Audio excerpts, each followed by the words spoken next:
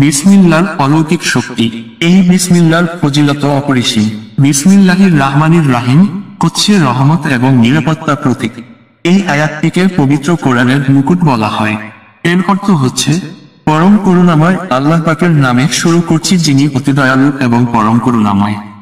রাসূল সাল্লাল্লাহু আলাইহি ওয়াসাল্লাম এই আয়াতটিকে আল কোরআনের শ্রেষ্ঠতম আয়াত বলে উল্লেখ করেছেন।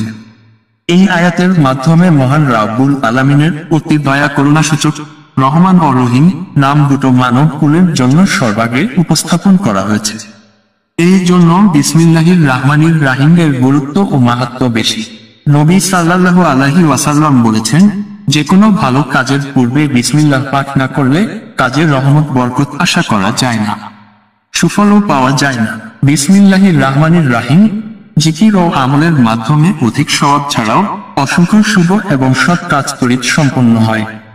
হযরত ইমাম গাজজালী রহমাতুল্লাহি আলাইহি বলেছেন, কোন সৎ, বৈধ ও ভালো কাজ সম্পাদনে 1000 বার বিসমিল্লাহ পাঠ করে 2 রাকাত নফল নামাজ আদায় করলে আল্লাহ পাক তার মনের মুকসুদ পূরণ করে দিবেন।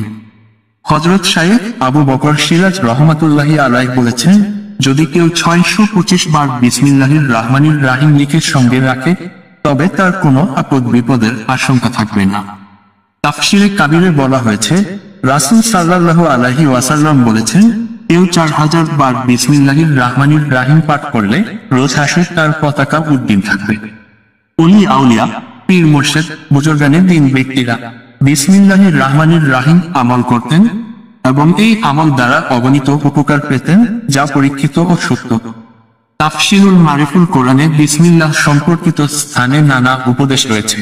ঘরের দরজা বন্ধ করতে, বাতি নেভাতে, কোনো কিছু খাওয়া, পানি পান করা, ওযু করা, যানবাহনে চড়তে ও যানবাহন থেকে নামতে বিসমিল্লাহ বলার নির্দেশনা পবিত্র কোরআন হাদিসে উল্লেখ করা হয়েছে।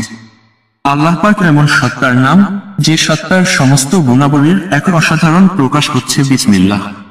আল্লাহ তাআলা আমাদের সবাইকে এই আমলগুলো বেশি বেশি করার তৌফিক দান করুন। আমিন।